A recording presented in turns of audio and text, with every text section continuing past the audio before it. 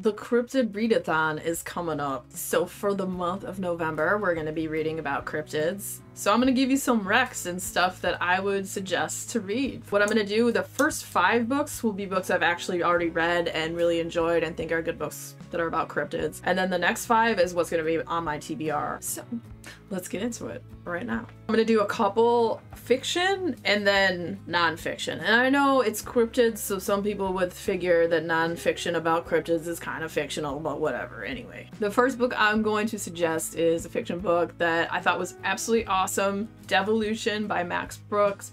It's a Bigfoot horror book and it's done fantastically well. When Mount Rainier erupts, there's these people living up on the mountain in this little like eco compound. Mountain erupts, they're cut off from society, their Wi-Fi stops working, people can't get to them. Suddenly and slowly, all their food around them, the fruit on the trees, the animals and whatnot start to disappear. Slowly they come to the realization that there seems to be a group of Bigfoot that are near them, just trying to survive. And at some point, when the Bigfoot run out of their first food source, which is fruits and animals and stuff, the next food source is going to be the humans. And it's, will they survive or will they fight back? What happens? I don't know. You'll have to read it to find out. Actually, I do know, and it was awesome. It's such a good horror, and it seems like if something actually happened like that, kind of how it would probably go. So another book, which is also a fiction, and it's about Mothman, which is my favorite cryptid.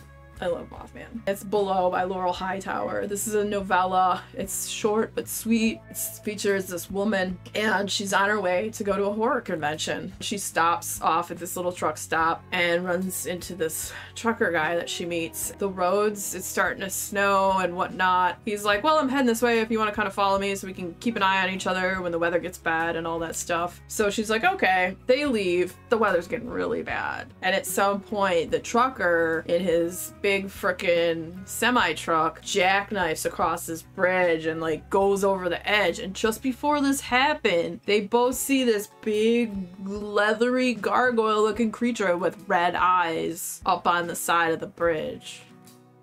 Spoiler, it was Mothman.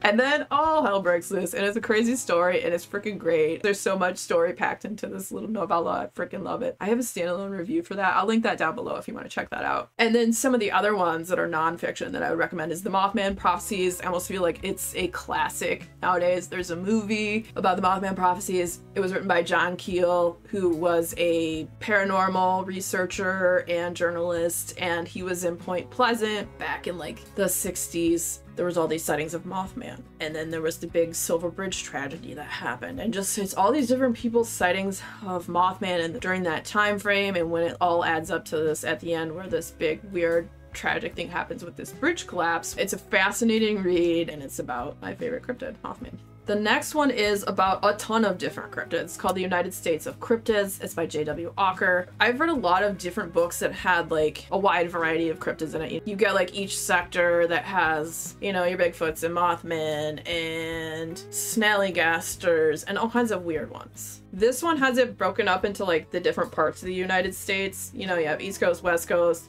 Midwest, Southern. There was so many that I'd never heard of before, which was really cool because a lot of them, they have the same ones that you hear about and read about quite often. So it was nice just to get like a whole different conglomerate of cryptids that you may not have heard of. This one too would fit a lot of the different prompts that we have for the readathon, which I will put the prompts down below. That's in the original Cryptid Readathon announcement, and I'll link that video down below too, and if you want to check that out if you didn't get a chance to see that. But the United States of Cryptids, it's awesome. It's got just a huge variety of the different cryptids, and it is a wealth of knowledge. The next one I'd recommend is Where the Footprints End, and it's about Bigfoot. This is written by Timothy Renner and Joshua Cutchin, also a nonfiction. It delves into ideas of what Bigfoot could possibly be that I'd never even thought of before, like how there's a lot of similarities in poltergeist activity and in Bigfoot sightings and activity and the phenomena around it, and just it's very fascinating read. Timothy Renner does the artwork, which is awesome. Also,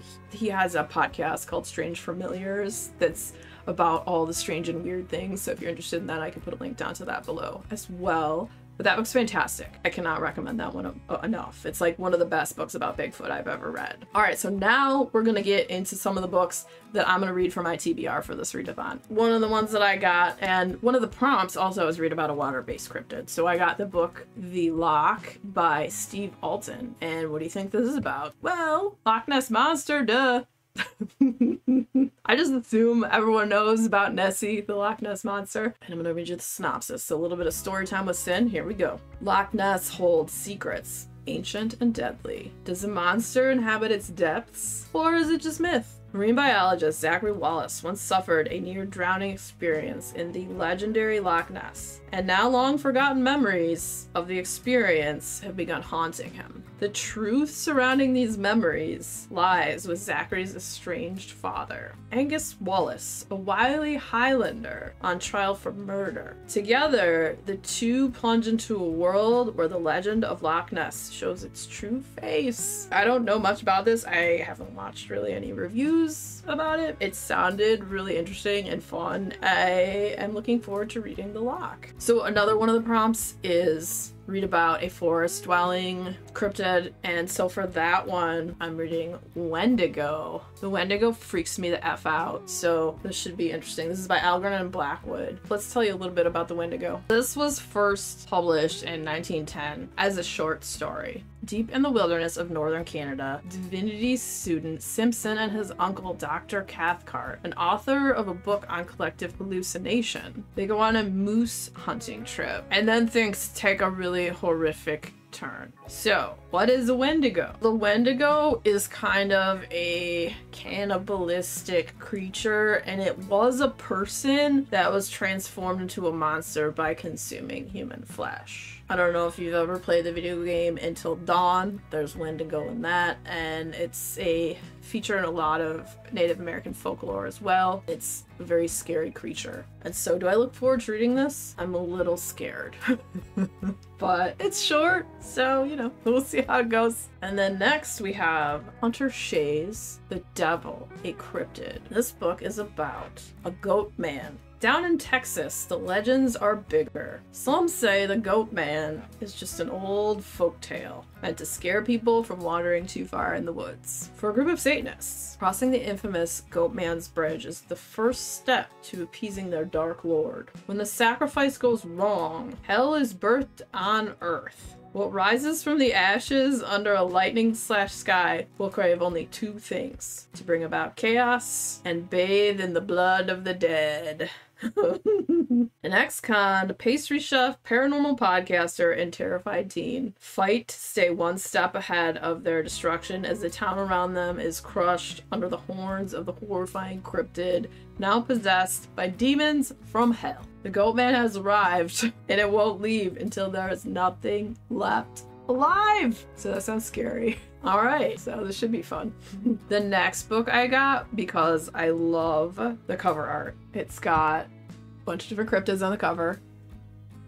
This is the same person who designed my t-shirts, Shapeless Flame. She has amazing artwork. I will link the link down below to the shirts for the book stuff and weird things shirts, and then also I'll have a link to this book as well. It's a short story book. There are 3 different stories in it. It's a triple cryptid creature feature. Cryptid lovers unite. Grab your popcorn and candy, settle into your seat, and make sure to silence your phone for this triple creature feature. A Piazza for Christmas by Bridget D. Brave. A small town gal finds love in the most unexpected place. A trans-dimensional, all-powerful creature once trapped in a temporal prison. Eye of Moth.exe by P.L. Macmillan. A recon team discovers a space station drowning in madness caused by a creature from pre-calamity Earth. And the last one, Once Upon a Time in Truro by Ryan Marie Ketterer, dive deep into a murder mystery investigated by Bigfoot in a magical town of cryptids. Oh, that sounds fun. I'm really looking forward to reading this. Seriously, that cover art is fire! It's so good! I am bad at holding this up for the camera. Confirm sightings. Get it. In the first part of this video, I talked about where the footprints end. I was talking about volume 1.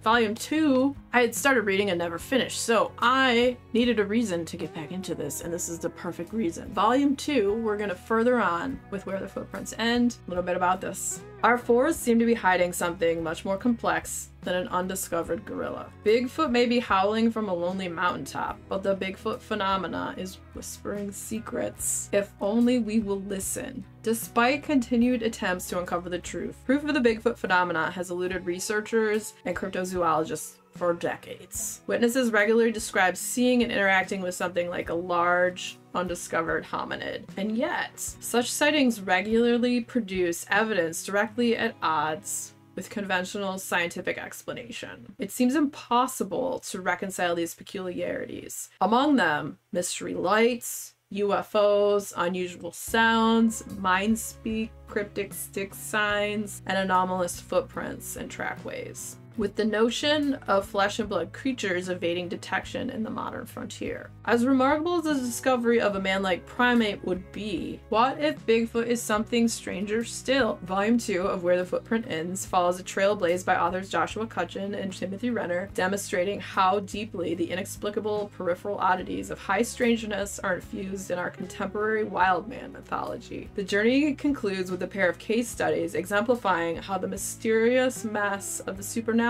collides with reality, generating truly baffling encounters. And also, look at the cover of this one.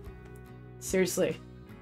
Timothy Renner did the artwork in this. There's more inside the book as well. You can see like some of the headings.